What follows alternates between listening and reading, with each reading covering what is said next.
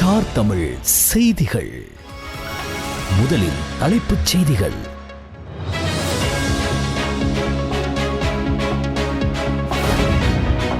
மாளிகாவத்த ஜும்மா மஸ்ஜித் வீதியில் துப்பாக்கிச் சூடு, ஒருவருக்கு காயம்.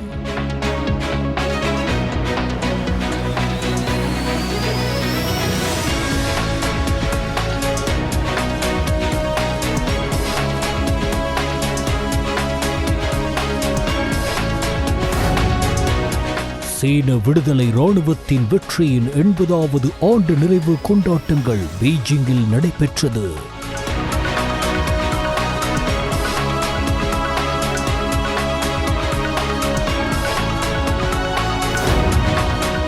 இலங்கை போலீசின் 159வது ஆண்டு நிறைவு தினம் இன்று கொண்டாடப்படுகிறது.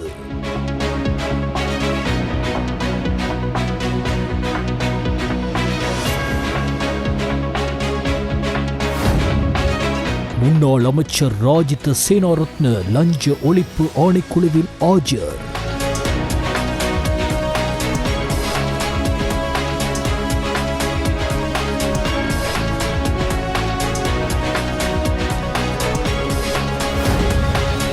இலங்கை ஜிம்பாப்வே முதலாவது T20 போட்டி இன்று ஆரம்பம்.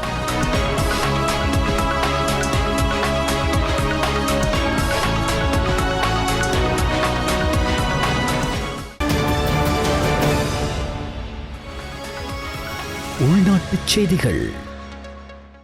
வட்டுவாகல் பாலத்தின் நிர்மாண பணிகள் ஜனாதிபதி அனுரகுமார திசாநாயக்கவினால் நேற்று நண்பகல் ஆரம்பித்து வைக்கப்பட்டது. ஜனாதிபதியாக பதவியேற்று ஒரு வருட காலம் பூர்த்தியாவதை முன்னிட்டு முன்னெடுக்கப்படும் செயற்திட்டங்களின் ஆரம்ப நிகழ்வுகளை ஆரம்பித்து வைத்த ஜனாதிபதி அனுரகுமார திசாநாயக்க வடக்குக்கு விஜயம் செய்துள்ளார். இந்நிலையில் ஜனாதிபதி நேற்று முல்லைத்தீவுக்கு விஜயம் செய்தார். நேற்று புதுக்குடியிருப்பில் தென்னை முக்கோண வளையத்தினை ஆரம்பித்து வைப்பதற்கான நிகழ்வில் கலந்து கொண்டு நண்பகல் 1 மணி அளவில் வட்டுவாகல் பாலத்தின் நிர்மாண பணிகளை ஆரம்பித்து வைத்தார். மிக நீண்ட கால கோரிக்கையாக இருந்த வட்டுவாகல் பால நிர்வாக பணிகளை ஆரம்பித்து வைக்க சென்ற ஜனாதிபதியை முல்லைத்தீவு மாவட்ட அரசாங்க அதிபர் உமா மகேஸ்வரன் வரவேற்றிருந்தார். தொடர்ந்து பால நிர்மாண பணிக்காக பெயர் பலகையை ஜனாதிபதி திறந்து வைத்து மக்கள் மத்தியில் உரை நிகழ்த்தினார். இந்நிகழ்வில் போக்குவரத்து நெடுஞ்சாலைகள் துறைமுகங்கள் அமைச்சர் பிமல் ரத்நாயக்க, கடற்றொழில் அமைச்சர் சந்திரசேகர், பிரதி அமைச்சர் உபாலி சமரசிங்க, வன்னி பாராளுமன்ற உறுப்பினர்களான திலகநாதன், ஜெகதீஸ்வரன், ரவிகரன், மதகுருமார்கள், திணைக்களத்தின் அதிகாரிகள், தவிசாளர்கள், உத்தியோகத்தர்கள், பொதுமக்கள் என பலரும் கலந்து கொண்டனர்.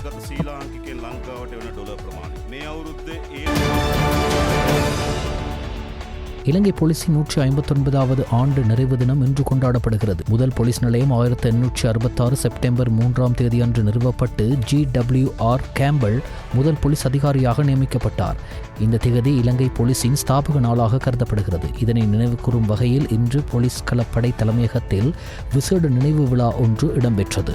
இதில் போலீஸ் மரியாதை அணிவகுப்பு மற்றும் சேவையில் உயிரிழந்தவர்களுக்கு மரியாதை செலுத்தும் நிகழ்வுகளும் இடம்பெற்றன. விழாவின் ஏற்பாடாக கொழும்பு போக்குவரத்து பிரிவு விசேட போக்குவரத்து திட்டத்தை அறிவித்திருந்தது. இதற்காக கொழும்பு போக்குவரத்து பிரிவு ஊடாக விசேட ஏற்பாடுகள் செய்யப்பட்டன. இத்திட்டத்தின்படி பம்பலப்பிட்டி போலீஸ் பிரிவில் உள்ள தொம்முள்ள சந்தியிலிருந்து திபிரிகசாய சந்தி வரையிலான எவ்லாக் வீதியில் போக்குவரத்து மாற்றங்கள் இன்று செய்யப்பட்டன. சுற்றுலாத்துறையை மேம்படுத்துவதற்காக செயலணி ஒன்றை நிறுவுவதில் அரசாங்கம் கவனம் செலுத்தியுள்ளது. சுற்றுலாத்துறையை மேம்படுத்துவதற்கும் நாட்டின் பொருளாதாரத்திற்கு நேரடி வருவாய் வளர்ச்சியை அடைவதற்கும் இந்த செயலணியை நிறுவுவதற்காக முடிவு செய்யப்பட்டுள்ளது. இந்த செயலணி சுற்றுலாத்துறையை மேம்படுத்துவது தொடர்பான முடிவுகளை எடுக்க முடியும் என்று வெளிநாட்டு அலுவலர்கள், வெளிநாட்டு வேலைவாய்ப்பு மற்றும் சுற்றுலாத்துறை அமைச்சர் விஜித் ஹேர தெரிவித்தார். சுற்றுலா ஊக்குவிப்பு செயலணியின் முதல் கூட்டம் நேற்று ஜனாதிபதி செயலகத்தில் தொடங்கிய போது அமைச்சர் இதனை தெரிவித்தார். சுற்றுலாத்துறையை மேம்படுத்துவதற்கு தேவையான திட்டங்களை தயாரித்தல், அதற்கு அவசியமான முடிவுகளை எடுப்பதற்கு அரசு நிறுவனங்களை ஒருங்கிணைந்த கட்டமைப்பின் கீழ் செயற்படுத்துதல், சுற்றுலா பயணிகள் எதிர்நோக்கும் பிரச்சினைகள் மற்றும் சுற்றுலாத்துறையில் தொழில் முனைவோர் எதிர்கொள்ளும் பிரச்சினைகள் குறித்து இதன் போது கலந்துரையாடல்கள் நடத்தப்பட்டன.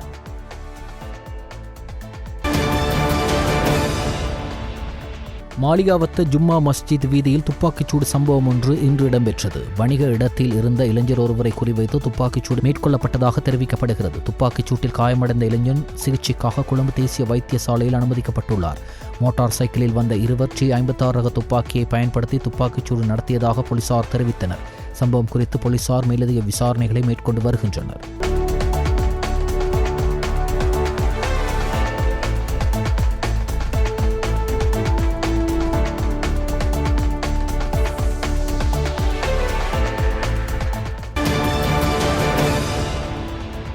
துரித நடவடிக்கை மேற்கொள்ளப்படாவிட்டால் இலங்கை கடுமையான காலநிலை பேரழிவுகளை சந்திக்க நேரிடும். 2060 ஆண்டாகும் போது நெல் விளைச்சல் 12.41 வீழ்ச்சியடையும். 2050 ஆண்டாகும் போது மீன் விளைச்சல் 20% வீழ்ச்சியடையும். வருடாந்த உட்கட்டமைப்பு வசதிகளின் இழப்புகள் 0.38 பில்லியன் அமெரிக்க டாலர்களாக இருக்கும் என கணிக்கப்பட்டுள்ளது. காலநிலை பாதிப்புகள் மொத்தம் தேசிய உற்பத்தியினை 3.86 குறைப்பதற்கு காரணமாக அமையும் என எதிர்க்கட்சித் தலைவர் சஜித் பிரேமதாச தெரிவித்தார்.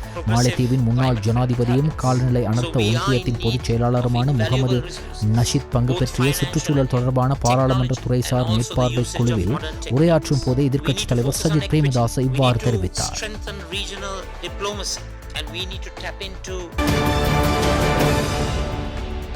மனிதவள மேம்பாட்டு செயல்முறையை விரைவுபடுத்தும் நோக்கில் நிறுவப்பட்ட தேசிய கல்வி சபை கல்வி அமைச்சில் கூடியது. பிரதமர் கலாநிதி அருணி அமரசூரிய தலைமையில் நடைபெற்றது. உயர்கல்வி அமைச்சர் டாக்டர் மதுர செனிவிரத்ன, கல்வி உயர்கல்வி மற்றும் தொழிற்கல்வி அமைச்சின் செயலாளர் நாளக்க கழுவேவா மற்றும் பிற அதிகாரிகளும் இந்நிகழ்வில் பங்கேற்றனர். புதிய கல்வி சீர்திருத்தங்களை செயற்படுத்துவது மற்றும் அந்த பிரச்சினைகளை தீர்ப்பது தொடர்பான பிரச்சினைகள் குறித்து இங்கு மேலும் விவாதிக்கப்பட்டது. மேலும் தேசிய கல்வி சபையில் உறுப்பினர்களின் ஆலோசனைகள் மற்றும் கருத்துக்கள் முன்வைக்கப்பட்டன.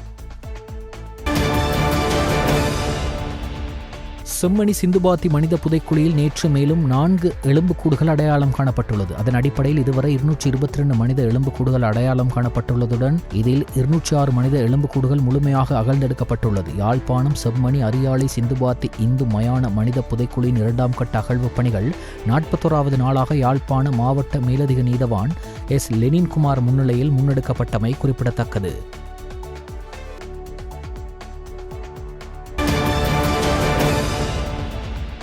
விளக்கமறியலில் வைக்கப்பட்டுள்ள முன்னாள் அமைச்சர் ராஜித சேனாரட்ன லஞ்ச ஊழல் ஒழிப்பு ஆணைக்குழுவில் ஆஜர்படுத்தப்பட்டார். இன்று காலை அவர் போலீஸ் அதிகாரிகளால் லஞ்ச ஊழல் ஆணைக்குழுவிற்கு அழைத்து வரப்பட்டார்.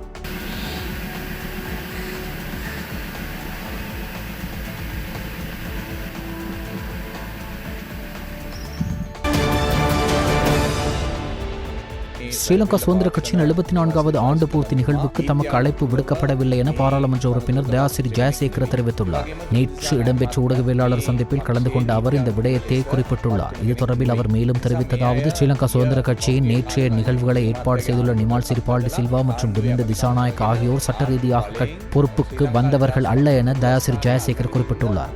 கடந்த முன்னாள் ஜனாதிபதி ரணில் விக்ரமசிங்கவின் ஆட்சி காலத்தில் அமைச்சு பதவிகளை வகித்து அவரது நிழலில் ஸ்ரீலங்கா சுதந்திர கட்சியின் தலைமையகத்தை கையகப்படுத்தியிருந்தனர். எனவே அவர்களுக்கு இந்த கொண்டாட்டங்களுக்கு தலைமை தாங்குவதற்கு எவ்வித உரிமையும் இல்லை. ஆகவே இது சட்டத்திற்கு முரணான பூர்த்தி கொண்டாட்டமாகும். இது தொடர்பான வழக்கு தற்போது நீதிமன்றத்தில் நிலுவையில் உள்ளதுடன் தாம் பொதுச் செயலாளர் பதவியிலிருந்து நீக்கப்பட்டமை சட்டத்திற்கு புறம்பானது என ஏற்கனவே 2 சந்தர்ப்பங்களில் நீதிமன்றம் தீர்ப்பளித்துள்ளது.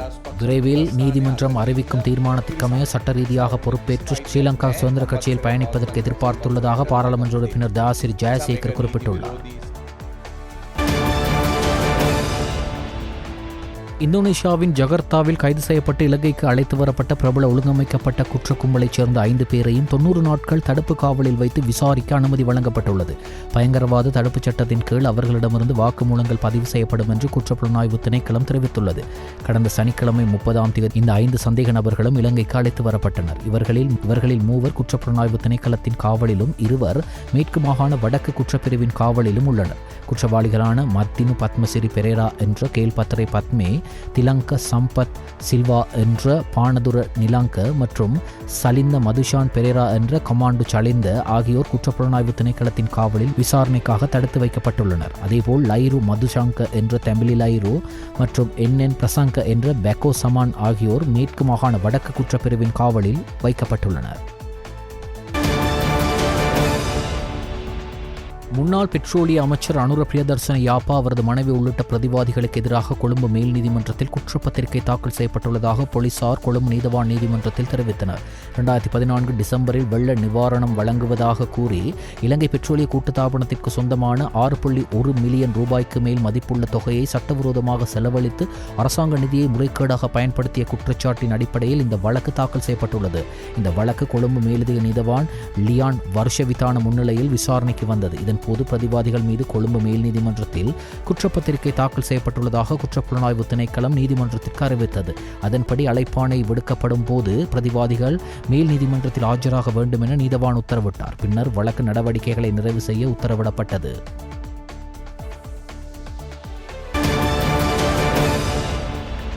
புதுக்கடை நீதிமன்றில் வைத்து கனிமுள்ள சஞ்சீவ கொலை செய்யப்பட்ட சம்பவத்தின் போது குறித்த துப்பாக்கியை கொண்டு செல்ல பயன்படுத்தப்பட்ட முறையை காட்டும் காணொளி இணையத்தில் வெளியாகியுள்ளது. சட்டத்தரணி போல் உடை அணிந்த நபர் ஒருவர் எடுத்துச் சென்ற வெற்று சட்ட புத்தகத்திற்குள் ஆயுதம் எவ்வாறு கவனமாக மறைத்து வைக்கப்பட்டது என்பதை இந்த காட்சிகள் வெளிப்படுத்துகின்றன. கடந்த பிப்ரவரி 19 புதுக்கடை நீதிமன்றத்தில் வைத்து கனிமுள்ள சஞ்சீவ சுட்டுக் கொல்லப்பட்டமை குறிப்பிடத்தக்கது. இந்த காணொளி இலங்கையிலிருந்து கேல்பத்ர பத்மைக்கு அனுப்பி வைக்கப்பட்டதாக கூறப்படுகிறது.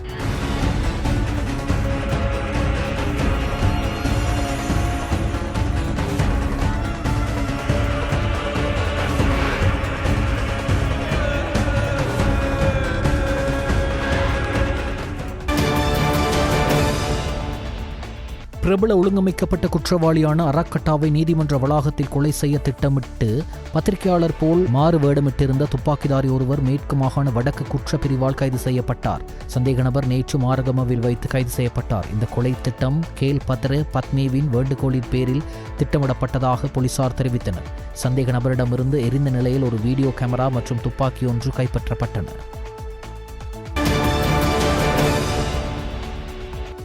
100 புகையிரத நிலையங்களை நவீனமயப்படுத்தும் ட்ரீம் டெஸ்டினேஷன் தேசிய வேலைத்திட்டத்தின் முதற்கட்டம் போக்குவரத்து மற்றும் நெடுஞ்சாலைகள் பிரதி அமைச்சர் பிரசன்ன குணசேன தலைமையில் நேற்று தல்பே புகையிரத நிலையத்தில் ஆரம்பித்து வைக்கப்பட்டது. இலங்கையின் புகையிரத நிலையங்களை தற்போதைய உலகிற்கு ஏற்ற வகையில் புதிய அடையாளத்துடன் நவீனமயப்படுத்துவதற்காக அரசாங்கம், தனியார் துறை மற்றும் பொதுமக்களின் கூட்டு வேலைத்திட்டமாக இது நடைமுறைப்படுத்தப்படுகிறது. இதன் மூலம் போக்குவரத்து, நெடுஞ்சாலைகள், துறைமுகங்கள் மற்றும் சிவில் விமான சேவைகள் அமைச்சு மற்றும் கிளீன் ஸ்ரீலங்கா வேலைத்திட்டம் ஆகியவை தனியார் துறையின் ஆதரவுடன் 100 புகையிரத நிலையங்களை நவீனமயப்படுத்த எதிர்பார்க்கப்படுகிறது. புகையிரத சேவையை நவீனமயப்படுத்தல் என்பது தூங்கிக் கொண்டிருக்கும் ஒரு ராட்சதனை விழித்தெழச் செய்தலாகும் என்று சுட்டிக்காட்டிய போக்குவரத்து மற்றும் நெடுஞ்சாலைகள் பிரதி அமைச்சர் பிரசன்ன குணசேன, பொது போக்குவரத்தை தரமான சேவையாக மாற்றும் பொறுப்பை தற்போதைய அரசாங்கம் கைவிடாது என்றும் தெரிவித்தார். பொது போக்குவரத்தை முன்னேற்றுவதன் மூலம் சுற்றுலாத்துறையை மேம்படுத்துவதற்கான சாத்தியக்கூறுகள் இருப்பதாகவும், அடுத்த 2 ஆண்டுகளில் நாட்டை ஒரு செயற்பாட்டு தளமாக மாற்றுவதன் மூலம் இலங்கை விரைவான அபிவிருத்தியை நோக்கி இட்டுச் செல்லப்படும் என்றும் பிரதி அமைச்சர் மேலும் தெரிவித்தார். கடற்றொழில், நீரியல் மற்றும் கடல் வளங்கள் பிரதி அமைச்சர் ரத்ன கமகே, கோப் குழுவின் தலைவர் பாராளுமன்ற உறுப்பினர் வைத்தியர் நிஷாந்த சமரவீர, இலங்கை புகையிரத திணைக்களத்தின் புகையிரத பொது முகாமையாளர் ரவீந்திர பத்மபிரிய, கிளீன் ஸ்ரீலங்கா செயலகத்தின் பணிப்பாளர் கபில செனரத், பணிப்பாளர் ஒருங்கிணைப்பு தசூன் விஜயசேகர, ஸ்டார் கார்மெண்ட்ஸ் முகாமைத்துவ பணிப்பாளர் ஏ சுகுமாரன், அபராதுவ பிரதேச சபையின் தவிசாளர் அர்ஷ புஞ்சியாவா ஆகியோரும் இந்நிகழ்வில் கலந்து கொண்டனர். லஸ்லா முன்னோர் நினைவு மன்றம் 2வது தடவையாக முப்பெரும் நினைவு பேருரைகள் நிகழ்வு ஒன்றினை நேற்று செவ்வாய்க்கிழமை தபால் திணைக்கள தலைமை காரியாலய கேட்போர் கூடத்தில் ஏற்பாடு செய்திருந்தது.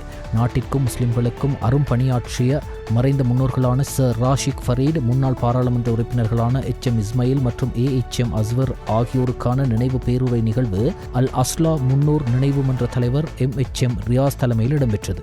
இதன்போது வரவேற்புரையை மன்றத்தின் தலைவர் MHM ரியாஸ் வழங்கினார். தொகுப்புரையை மன்றத்தின் தேசிய அமைப்பாளர் MZA முனைவர் வழங்கினார். அதனைத் தொடர்ந்து மர்ஹூம் AHM அஸ்வர் நடமாடும் ஆவண காப்பகமாகும் எனும் தலைப்பில் முஸ்லிம் மீடியா பேரத்தின் தலைவர் MNM அமீன் உரையாற்றினார். முதல் முஸ்லிம் சபாநாயகர் HM இஸ்மாயில் எனும் தலைப்பில் பேராசிரியர் MSM அனஸ் வழங்கினார். இலங்கை சோனக சமூகத்தின் முடிசூடா மன்னன் ஷேர் ராசிக் ஃபரீத் எனும் தலைப்பில் ஜாமியா நலிமியாவின் முதல்வர் அஷேக் SHM ஃபலீல் வழங்கினார். நிகழ்விற்கு பிரதம அதிதியாக பாராளுமன்ற உறுப்பினர் MLAM இஸ்புல்லா கலந்து கொண்டு உரையாற்றினார். கௌரவ அதிதியாக முன்னாள் கொழும்பு மாநகர சபையின் மேயர் ஒமார் காமில் மற்றும் விசேட அதிதியாக சீன ட்ரேடிங் தனியார் நிறுவனத்தின் நிறைவேற்று பணிப்பாளர் AHM மாயிரும் கலந்து கொண்டு உரையாற்றினார். இதன்போது கல்லின்ன ஃபாமி அம்தினின் மறைந்த முன்னோர்கள் தொடர்பான கவிதை காணொலியும் காண்பிக்கப்பட்டன. மேற்படி நிகழ்வில் கல்விமான்கள், புத்திஜீவிகள், அரசு, தனியார் துறை ஊழியர்கள் மற்றும் ஊடகவியலாளர்களும் கலந்து கொண்டிருந்தனர். நிகழ்வில் 3 முன்னோர்கள் தொடர்பான கையேட்டின் முதற் பிரதியை முஸ்லிம் சலாகுதீன் பெற்றுக்கொண்டார். அத்துடன் அதிதிகளுக்கு நினைவு சின்னங்களும் நினைவு பரிசில்களும் வழங்கி கௌரவிக்கப்பட்டனர். மத்திய அதிவேக வீதியில் இடம்பெற்ற வீதி விபத்தில் 2 உயிரிழந்துள்ள நிலையில் மற்றொருவர் படுகாயமடைந்து வைத்தியசாலையில் அனுமதிக்கப்பட்டுள்ளார்.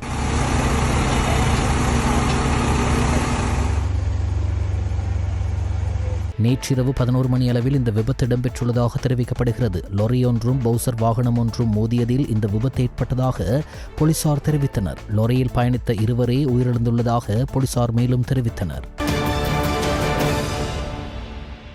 நாட்டின் பல்வேறு பகுதிகளில் நேற்று நடந்த வீதி விபத்துகளில் 8 வயது சிறுமி உட்பட 6 பேர் உயிரிழந்துள்ளனர். இந்த விபத்துக்கள் பொல்காவெல, ரத்னபுரி, கட்டுநாயக்க, ஏராவூர், குளியாப்பிட்டிய மற்றும் ஸ்லாபம் ஆகிய போலீஸ் பிரிவுகளில் பதிவாகியுள்ளன. குளியாப்பிட்டிய ஹெட்டிப்பொல வீதியில் கோமுகமுவ சந்திக்கு அருகில் எட்டிப்பொல திசையிலிருந்து வந்த லொரி எதிர் திசையில் வந்த 2 மோட்டார் சைக்கிளுடன் மோதி விபத்தில் 4 பேர் காயமடைந்தனர். இதில் படுகாயமடைந்த 3 கொழும்பு தேசிய வைத்தியசாலை மற்றும் குருநாகல் போதனா வைத்தியசாலைக்கு மாற்றப்பட்டனர். குருநாகல வைத்தியசாலையில் அனுமதிக்கப்பட்ட ஒருவர் உயிரிழந்தார். குளியாப்பிட்டிய போலீசார் லொரியின் சாரதியை கைது செய்தனர். மத்திய மாகாண நுவரெலியா மாவட்டம் பத்தன கெலிவத்த தோட்டம் அருள்மிகு ஸ்ரீ கருமாரியம்மன் ஆலய புனராவர்த்தன நூதன பிரதிஷ்ட அஷ்டபந்தன பஞ்சகுண்ட பஷ்யமகா மகா கும்பாபிஷேக பெருஞ்சாந்தி பெருவிழா இன்றைய தினம் மிக சிறப்பாக இடம்பெற்றது. காலை விநாயகர் வழிபாட்டுடன் ஆரம்பிக்கப்பட்டு விசேட கிரியைகள், விசேட யாக பூஜை, பூர்ணாகுதி என்பன இடம்பெற்று சுபமூர்த்த சுப வேளையில் மங்கள வாத்தியங்கள் முழங்க பக்தர்கள் புடைச்சூழ அரோகரா கோஷத்துடன் அருள்மிகு ஸ்ரீ கருமாரியம்மன் அம்மனுக்கும் ஏனைய பரிவார மூர்த்திகளுக்கும் மகா கும்பாபிஷேக பெருஞ்சாந்தி பெருவிழா நடைபெற்றது. இதில் ஏராளமான பக்தர்கள் கலந்து கொண்டு சிறப்பித்தமை குறிப்பிடத்தக்கது.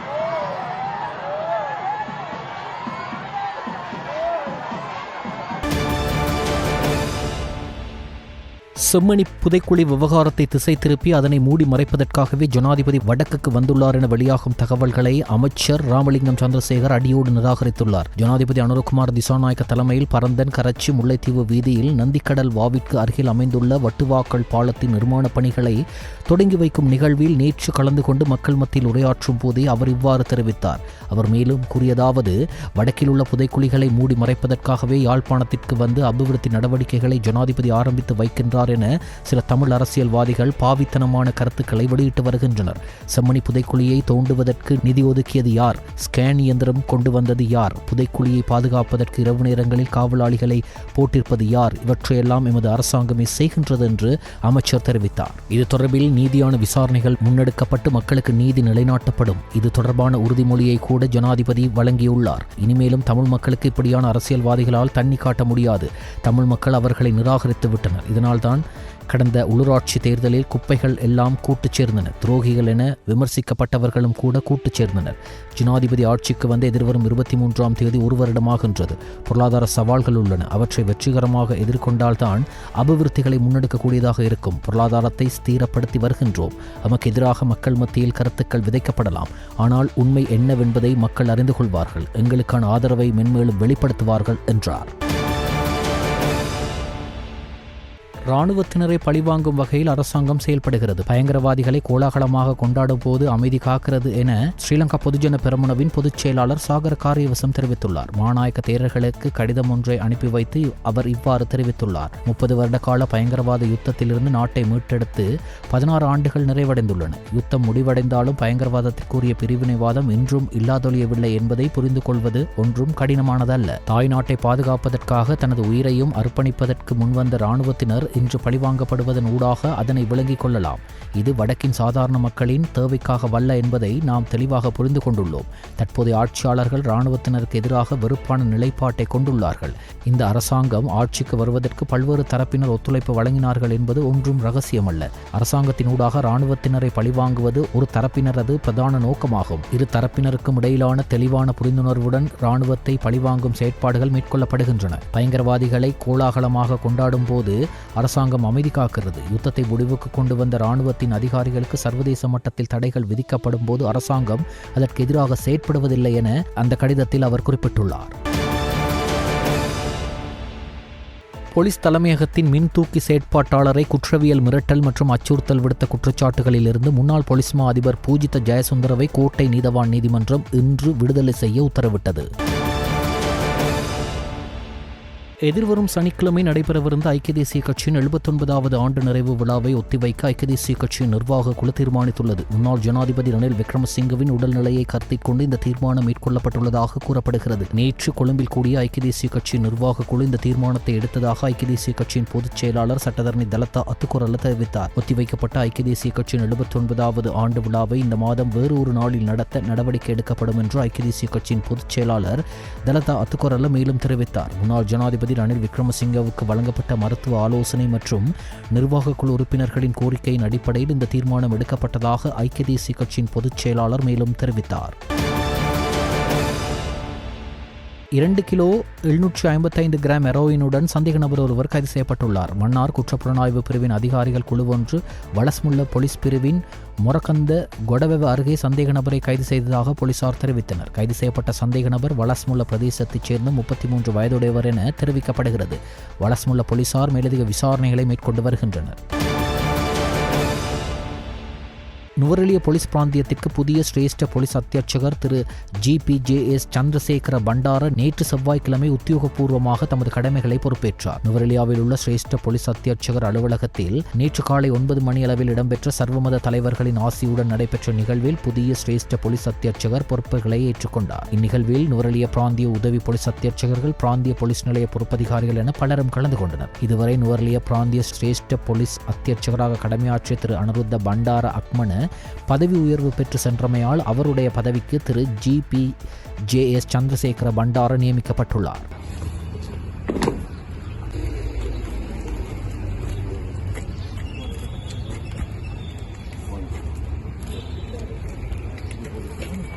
शासनं पिच लोकांचे देवा रक्षन्तु सभ्यदा सद्धिं वन्दु सुखी सभ्ये परिवारे हि अत्तमो अनीगा सुमना हुन्दो सा सभ्ये हि ज्ञातिवीरायतो वा चोरतो वा मनुष्यतो वा गितो. காவத்த பலன்சூரியகம ஹல்லிந்த பகுதியில் 22 வயது இளைஞரான சுரஞ்சனை சுட்டுக் கொன்ற வழக்கில் விளக்கமறியலில் வைக்கப்பட்டிருந்த 2 சந்தேக நபர்கள் 2025 செப்டம்பர் 2ஆம் தேதி அன்று பெல்முதல்ல நீதவான் நீதிமன்றத்தில் அடையாள அணிவகுப்புக்காக ஆஜர்படுத்தப்பட்டனர். இதன்போது சாட்சியாளர்களால் 2 சந்தேக நபர்களும் அடையாளம் காணப்பட்டனர். கொலைக்கு பயன்படுத்தப்பட்ட துப்பாக்கியை பயன்படுத்தியதாக சந்தேகிக்கப்படும் நபரும் சந்தேக நபர்களை ஏற்றிச் சென்ற ஜீப்பின் சாரதியும் அடையாள அணிவகுப்பில் சாட்சிகளால் அடையாளம் காணப்பட்டனர். இந்த வழக்கில் விளக்கமறியலில் உள்ள 10 சந்தேக நபர்களையும் செப்டம்பர் 16ஆம் தேதி விளக்கமறியலில் வைக்க நீதிமன்றம் உத்தரவிட்டது. கொலையுடன் தொடர்புடைய 9வது சந்தேக நபரான கிரிபத் கொடவைச் சேர்ந்த ரமேஷ் சிந்தகவும் 10வது சந்தேக நபரான ரத்னபுரி தெலவவைச் சேர்ந்த ரவிந்து யாசஸும் சாட்சிகளால் அடையாளம் காணப்பட்டனர். கடந்த 2025 ஜூன் 30 அன்று காவத்த ஹெந்தான வீதியில் போலீசார் என்று கூறிக்கொண்டு ஒரு குழுவால் சுரஞ்சன் கடத்தப்பட்டு சுட்டுக் கொல்லப்பட்டார். இச்சம்பவம் தொடர்பாக மேல்மாகாண வடக்கு குற்றப்பிரிவு மற்றும் ரத்னபுரி குற்றப்பிரிவு விசாரணைகளை மேற்கொண்டு சந்தேக நபர்களை கைது செய்தனர். மிட்டியாகுடு மற்றும் பண்டாரகம போலீஸ் பிரிவுகளில் நடந்த துப்பாக்கிச்சூட்டு சம்பவங்கள் தொடர்பாக 2 சந்தேக நபர்கள் நேற்று கைது செய்யப்பட்டதாக போலீசார் தெரிவித்தனர். நேற்று முன்தினம் மிட்டியாகுட போலீஸ் பிரிவின் மலவெண்ண வீதியில் நபர் ஒருவரை சுட்டுக் கொன்ற சம்பவத்திற்கு உதவியவராக கருதப்படும் நபர் ஒருவர் நேற்று மாலை தலவாக்கல போலீஸ் பிரிவில் போலீஸ் விசேட அதிரடிப்படையினரால் கைது செய்யப்பட்டார். அவர் லிந்துலவைச் சேர்ந்த 31 வயதுடையவர் என தெரிவிக்கப்படுகிறது. அதேபோல் ஆகஸ்ட் 21 அன்று பண்டாரகம போலீஸ் பிரிவின் பொல்கொட பாலத்திற்கு அருகில் நடந்த துப்பாக்கிச் சூட்டில் உடந்தையாக இருந்த 23 வயது நபர் ஒருவர் பானதுர ஹிரண பகுதியில் களுத்துற குற்றப்பிரிவு அதிகாரிகளால் கைது செய்யப்பட்டார். மேல் மற்றும் சப்ரகமுவ மாகாணங்களிலும் காலி மாத்தர கண்டி மற்றும் நுவரெலியா மாவட்டங்களிலும் இன்று சிறிதளவான மழை பெய்ய வாய்ப்புள்ளதாக வளிமண்டலவியல் திணைக்களம் தெரிவித்துள்ளது. பிற்பகல் 2 மணிக்கு பின்னர் அம்பாறை மற்றும் மட்டக்களப்பு மாவட்டங்களில் சில இடங்களில் மழை அல்லது இடியுடன் கூடிய மழை பெய்ய வாய்ப்புள்ளதாக திணைக்களம் தெரிவித்துள்ளது. நாட்டின் ஏனைய பிரதேசங்களில் பிரதானமாக சீரான வானிலை நிலவும் என எதிர்பார்க்கப்படுகிறது. மத்திய மலைநாட்டின் மேற்கு சரிவு பகுதிகளிலும் வடமத்திய மற்றும் வடமேல் மாகாணங்களிலும் அம்மந்தோட்ட மாவட்டத்திலும் அவ்வப்போது மணித்தியாலயத்திற்கு 30 தொடக்கம் 40 கிலோமீட்டர் வரையான வேகத்தில் ஓரளவு பலத்த காற்று வீசக்கூடும் என எதிர்பார்க்கப்படுகிறது. வெளிநாட்டு செய்திகள். சீன மக்கள் விடுதலை இராணுவத்தின் வெற்றியின் 80வது ஆண்டு நிறைவு விழா தலைநகர் பெய்ஜிங்கில் நடைபெற்றது. சீன அதிபர் ஜி ஜின்பிங் தலைமையில் இந்நிகழ்வு இடம்பெற்றது. சீனாவின் முக்கிய இராணுவ அணிவகுப்பில் பங்கேற்க வடகொரியா தலைவர் கிம் ஜாங் உன் நேற்று பெய்ஜிங் வந்தடைந்தார். அவருடன் அவரது மகளும் ரயிலில் சீனா வந்தடைந்ததாக வெளிநாட்டு ஊடகங்கள் தெரிவித்துள்ளன. ஜப்பானிய ஆக்கிரமிப்புக்கு எதிரான போரில் சீனா வெற்றி பெற்றதன் 80வது ஆண்டு நிறைவை கொண்டாட ரஷ்ய அதிபர் விளாடிமிர் புட்டின் உட்பட ஈரான், கியூபா உள்ளிட்ட 26 நாட்டு தலைவர்கள் இந்நிகழ்வில் கலந்து கொண்டுள்ளனர். இந்த 70 நிமிட நிகழ்ச்சியின் போது சீனாவின் மிகவும் மேம்பட்ட இராணுவ உபகரணங்கள் மற்றும் விமானங்கள் காட்சிப்படுத்தப்பட உள்ளன. வரலாற்றை நினைவில் கொள்வோம், தியாகிகளை நினைவு கூர்வோம், பிரகாசமான எதிர்காலத்திற்காக அமைதியை போற்றுவோம் என்பது இந்நிகழ்வின் முக்கிய கருப்பொருளாகும். ஜப்பானிய ஆக்கிரமிப்புக்கு எதிரான போருக்கு பங்களித்த சர்வதேச நண்பர்கள் மற்றும் அவர்களது குடும்பங்களுக்கு சிறப்பு அழைப்புகள் விடுக்கப்பட்டுள்ளன. ஆண்டு நிறைவை குறிக்கும் வகையில் இன்று சிறப்பு கலை நிகழ்ச்சியும் நடத்த திட்டமிடப்பட்டது.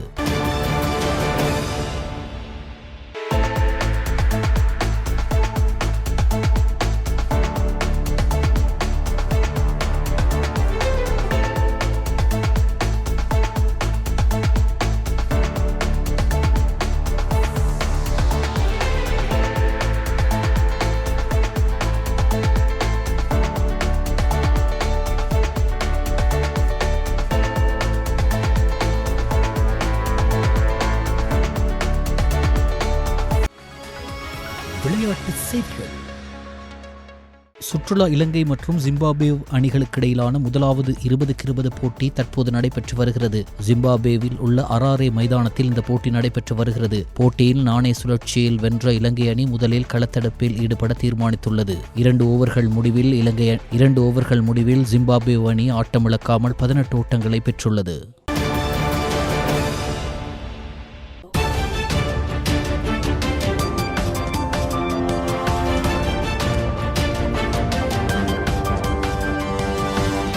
ஸ்டார் தமிழ் செய்திகள் இத்துடன் நிறைவடைகின்றன. மீண்டும் எமது செய்திகள் நாளை இரவு 7 மணிக்கு ஒளிபரப்பாகும்.